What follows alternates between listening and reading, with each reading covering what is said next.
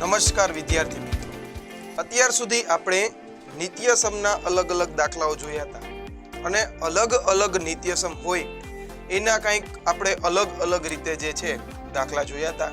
એટલે કે ઘણીવાર આપણને એવું હોય કે ભાઈ અવયવ સ્વરૂપ આપેલું હોય અને આપણે વિસ્તરણ કરતા હતા અને વર્ગવાળા જે નિત્યસમ હતા એટલે કે બે ઘાતવાળા જે નિત્યસમ હતા એના આપણે શું કર્યું હતું તો કે એની અંદર આપણે વિસ્તરણમાંથી અવયવ પણ કર્યા હતા અને અવયવમાંથી વિસ્તરણ સ્વરૂપ પણ આપણે કર્યું હતું. હવે આપણે ઘન એટલે કે ત્રણ ઘાતવાળા જે નિત્યસમ છે એનું આપણે જોઈએ છીએ. એની અંદર આપણે જોઈએ તો કે આપણે અવયવમાંથી વિસ્તરણ સ્વરૂપ તો કરી ચૂક્યા, એ તો આપણે પ્રેક્ટિસ થઈ ગઈ છે, એ તો આવડી જ ગયું હશે બધાને. જો ન આવડ્યું હોય તો હજી એકવાર પ્રેક્ટિસ કરી લો. એ આવડી જાય પછી આપણો જે ટોપિક આવે છે એ છે અવયવ મેળવવાનો એટલે કે અવયવ પાડવાનો.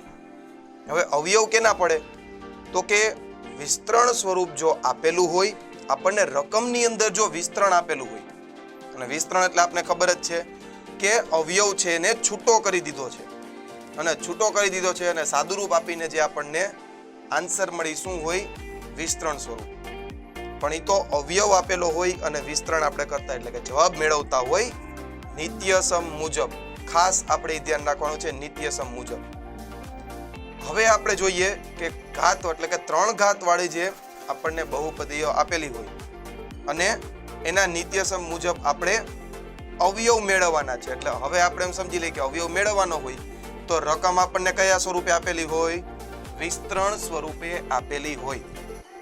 હવે વિસ્તરણ સ્વરૂપે જે આપણને રકમ આપેલી છે તો એને આપણે અવયવ સ્વરૂપે બનાવીએ તો સૌપ્રથમ તો આપણે નિત્યસમ ઓળખવો પડે. અને નિત્યસમ આપણને કેવી રીતે ઓળખાય? એ આપણે બે ઘાતવાળા એટલે કે વર્ગવાળી જે કંઈ પણ બહુપદીઓ હતી, વર્ગવાળા સ્વરૂપની અંદર જે નિત્યસમ હતા એના આપણે વિસ્તરણનું અવયવીકરણ કર્યું ત્યારે આપણે ખ્યાલ આવી ગયો હતો કે કઈ રીતે આપણે નિત્યસમને ઓળખવા.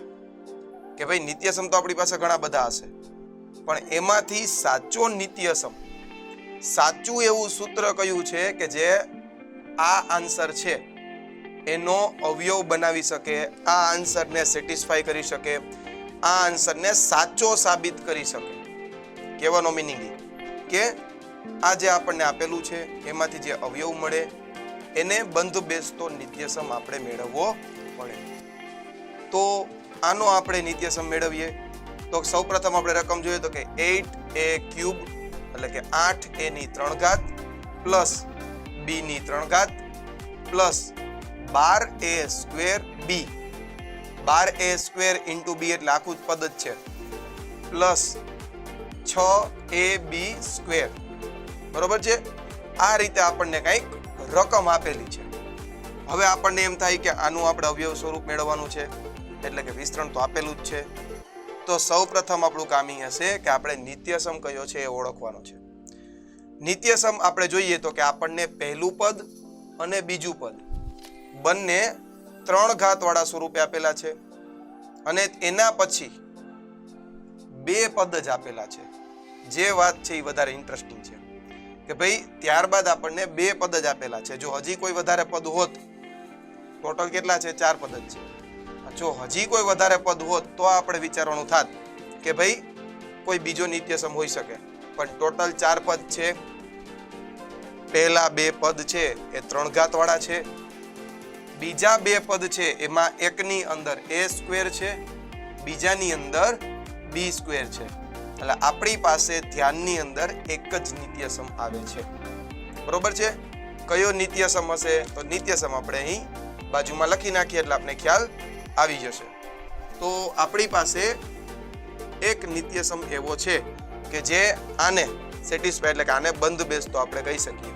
તો એ છે આપણી પાસે a+b² અને આનો આન્સર આપણને ખબર જ છે, a³ plus b³ plus 3a²b plus 3ab².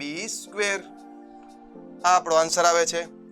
અથવામાં પણ આપણે કર્યું હતું ને કે અથવા આપણે બીજી રીતે પણ લખી શકીએ. કઈ રીતે? તો કે a cube plus b cube plus 3ab અને કૌંસની અંદર શું હતું a પ્લસ b એટલે કે જે આપણને કૌંસ આપેલો હોય એ કૌંસ બેઠે બેઠો આપણે મૂકી દેવાનું. એટલે તમને આની અંદરથી કોઈ પણ આપણે સ્વરૂપ છે જે તમને ઈઝી લાગે કે ભાઈ મને આ સ્વરૂપ છે એ વધારે ઈઝી લાગે છે એ સ્વરૂપ તમે યુઝ કરી શકો છો દાખલા ગણવા માટે. બરોબર.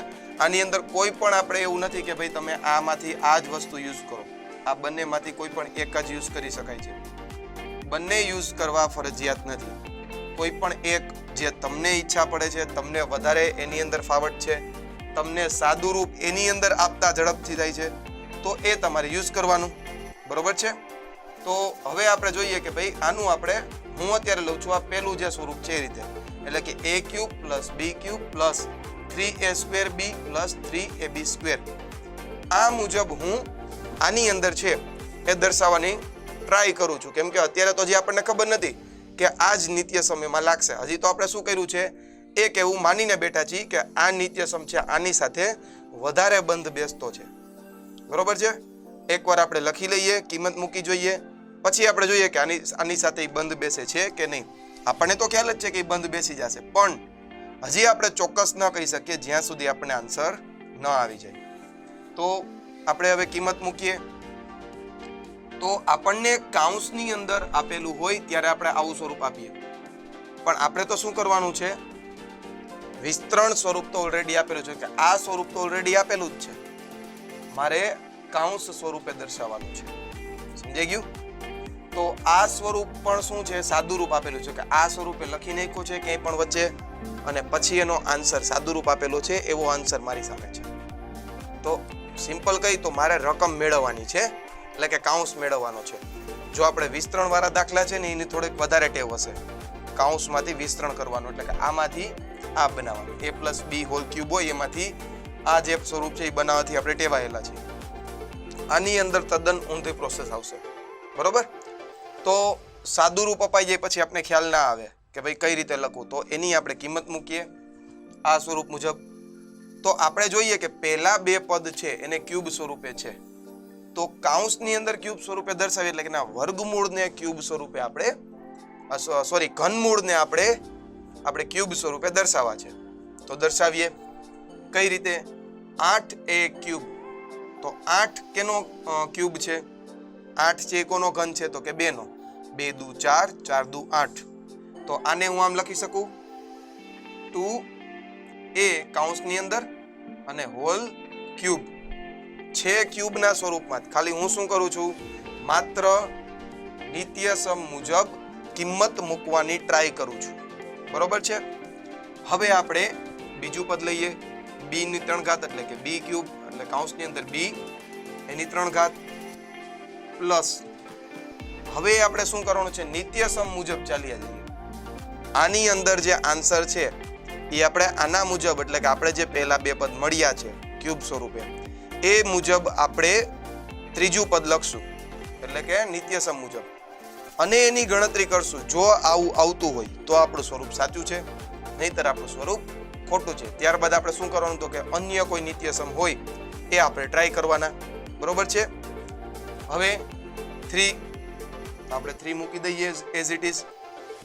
એ આપેલો શું છે a² એટલે કે a ની કિંમત આપણી પાસે શું છે 2a એટલે કે 2a એનો વર્ગ. ત્યારબાદ આપણે શું આપેલું છે b તો b એઝ ઇટ ઇઝ આપણે લખશું. ત્યારબાદ શું આપેલું છે તો કે ત્યારબાદ આપણે આપેલું છે પ્લસ 3a તરીકે શું છે 2a અને b તરીકે શું છે b તો એનો સ્ક્વેર કરવાનો છે એટલે કૌંસની અંદર એનો b સ્ક્વેર. હવે આપણે એ જોઈએ કે આનું હું સાદું રૂપ આપું એટલે કે 3 2a² b એનું સાદું રૂપ આપું પ્લસ 3 × 2a × b સ્ક્વેર આનું હું સાદું રૂપ આપું તો આનાથી મને શું આ લાસ્ટ છેલ્લા બે પદ ત્રીજું અને ચોથું પદ મળે છે. જો મળતું હોય તો આપણો આ નિત્યસમ છે એ સાચો છે.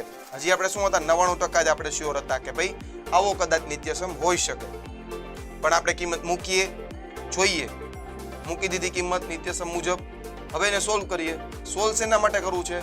તો કે ખાલી જોવા માટે કે ભાઈ ત્રીજું અને ચોથું પદ જે મને રકમ આપેલી છે એની સાથે બંધ બેસે છે કે નહીં, એ જોવા માટે આપણે શું કરવાનું? વેરીફાઈ એકવાર કરી લેવાનું. તો વેરીફાઈ કરીએ. 2 નો વર્ગ શું થશે? 4, કેમ કે વર્ગ આપેલો છે ને. 2 નો વર્ગ 4, 4 તેરી 12, એટલે આનો આન્સર શું આવશે? 12a²b પ્લસ છે. તો અહીં આપણને આપેલું છે તો કે હા પ્લસ 12a²b આપણને આ રીતે આપેલું છે. તો આપણું આ ત્રીજું પદ છે એ આ પરીક્ષાની અંદર પાસ થઈ ગયું, કસોટીની અંદર પાસ થઈ ગયું, વેરીફાઈ થઈ ગયું, એટલે ઓકે. ચોથું પદ પણ જોવાનું. એક પદ મળી જાય એટલે બીજું નથી જોવું એવું કશું ના હોય, તમારે બધું જોવું પડે, બરોબર. તો 6ab² આપણે મળવા જોઈએ. 3 દુ 6 ab², તો 6ab² મળે છે તો કે હા 6ab². તો ચારેય પદ છે એ વેરીફાઈ થઈ જાય છે. 3 ઘાત વાળા પદને તો વેરીફાઈ કરવાની જરૂર નથી, કેમ કે એ તો આપણે એઝ ઇટ ઇઝ એના ઘનમૂળને ક્યુબ સ્વરૂપે આપણે લખી નાખ્યા છે, બરોબર. જો 8 એની 3 ઘાત, એનું ઘનમૂળ શું થાય? 2a, એની આપણે 3 ઘાત સ્વરૂપે લખ્યા છે. તો એ તો વેરીફાઈ થઈ ગયું ઇઝીલી. એના ઉપરથી તો આપણે નિત્યસમ લીધો તો કેના ઉપરથી? ખાલી પહેલા 2 પદ ઉપરથી. બાકીના 2 પદ છે એ આપણે નિત્યસમ મુજબ મૂકેલા છે અને પછી એને કિંમત પાસે વેરીફાઈ કર્યા, એટલે કે રકમ છે એની સાથે મેં વેરીફાઈ કર્યા છે. વેરીફાઈ થઈ જાય, ઓકે થઈ જાય, એના આન્સર મળે છે એ પાકું થઈ જાય, ત્યારબાદ આપણે આગળ વધવાનું, બરોબર. હવે આપણે શું કરવાનું છે? તો કે આના ગુણાકાર સાદુરૂપી તો ઓલરેડી આપણે રકમમાં આપેલું છે. આપણે શું કરવાનું છે?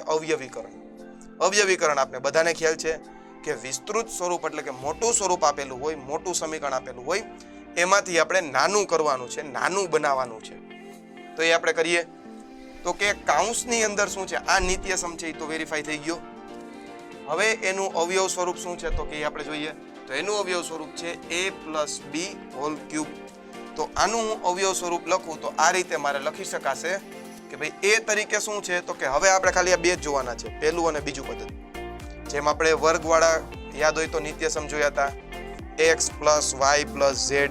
કોઈને ખ્યાલ ન હોય તો એ વિડીયો પણ જોઈ લો, પછી ખ્યાલ આવી જશે, બરોબર છે. તો અહીં આપણે જોઈએ તો કે 2a + b એટલે કે એનું ઘનમૂળ સ્વરૂપ છે એ આપણે દર્શાવેલું છે અને હોલ ક્યુબ. તો આ રીતે આપણે એનું શું કર્યું? તો કે અવયવીકરણ છે એ મેળવી લીધું. એટલે કે આપણને શું કીધું હતું કે રકમ આપેલી હતી વિસ્તૃત સ્વરૂપમાં, કયો નિત્યસમ છે એ ખ્યાલ નહોતો, એ આપણે નિત્યસમ વેરીફાઈ કર્યો. કઈ રીતે? પહેલા 2 પદ ઉપરથી, એના ઉપરથી આપણે એક ખાલી અંદાજો મેળવો કે આ નિત્યસમ હોઈ શકે. એ નિત્યસમના સ્વરૂપ લખ્યા. એ નિત્યસમ મુજબ આપણે કિંમત મેળવીને આપણે વેરીફાઈ કર્યું રકમ સાથે કે ભાઈ આ સાચો જ છે કે નહીં. ત્યારે આપણે 100% શ્યોર થઈ ગયા કે હા આ આપણને મળે છે. એ મળી જાય છે પછી આપણે શું કર્યું? તો કે નેક્સ્ટ સ્ટેપની અંદર જે તે નિત્યસમ છે એનું અવયવીકરણનો જે ભાગ છે a અને b, એની અંદર મેં ખાલી રકમમાંથી આપણે કિંમત મૂકી દીધી અને એ કિંમત આપણે મેળવી ગઈ, એટલે આપણે ક્યુબ સ્વરૂપે દર્શાવ્યું. એટલે આપણને જે લાસ્ટ આન્સર મળે છે એ શું છે? તો કે આપેલા વિસ્તરણ સ્વરૂપનો અવયવ આપને મળે છે 2a + b એની 3 ઘાત. એટલે આને આપણે એમ બોલી શકીએ 2a + b હોલ ક્યુબ, એ રીતે આપણે બોલી શકીએ.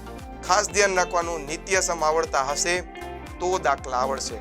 નિત્યસમના દરેક દાખલાની અંદર હું કહું જ છું કે તમારે નિત્યસમ પાકા કરવાના છે, બાકી બધું તો ખાલી સાદું રૂપ જ છે. એકવાર નિત્યસમ આવડી જશે. ખાલી આની અંદર શીખવાનું શું છે? તો કે નિત્યસમ વેરીફાઈ કરતા. એકવાર તમને નિત્યસમ વેરીફાઈ કરતા આવડે એટલે તમે પહેલી નજર પડશે ને ત્યાં તમને ખ્યાલ આવી જશે ઓકે આની અંદર તો આ નિત્યસમ છે, તરત તમે દાખલો ગણી શકશો. પણ એના માટે તમારે નિત્યસમ પાકા હોવા જોઈએ. આ એના જેવું છે, ઘડિયા પાકા હશે તો ગુણાકાર ઝડપથી થશે, બાકી નહીં થાય. એવી જ રીતે નિત્યસમ પાકા હશે તો આ બધા દાખલા છે ઝડપથી થશે. જો આની અંદર 2 જ સ્ટેપ છે, એમાં પહેલામાં તો ખાલી નિત્યસમ મુજબ કિંમત જ મૂકવાની છે, વેરીફાઈ કરવા વાળું સ્ટેપ છે એક એક્સ્ટ્રા છે. બાકી આની અંદર કોઈ પણ જાતની હાર્ડ ગણતરી આવતી નથી. તો આની તમારે પ્રેક્ટિસ કરવાની છે. સ્વાધ્યાયના અન્ય દાખલા પણ છે જે તમે આ સ્વરૂપે છે એ તમે જાતે ગણજો, બરોબર. બાકીના દાખલા છે અમુક હાર્ડ છે એ હું તમને કરાવું જ છું, બરોબર. તો આ રીતે તમે સ્ટેપ બાય સ્ટેપ દાખલા કરશો તો તમને ચોક્કસ દાખલા છે એ ઇઝીલી આવડી જશે.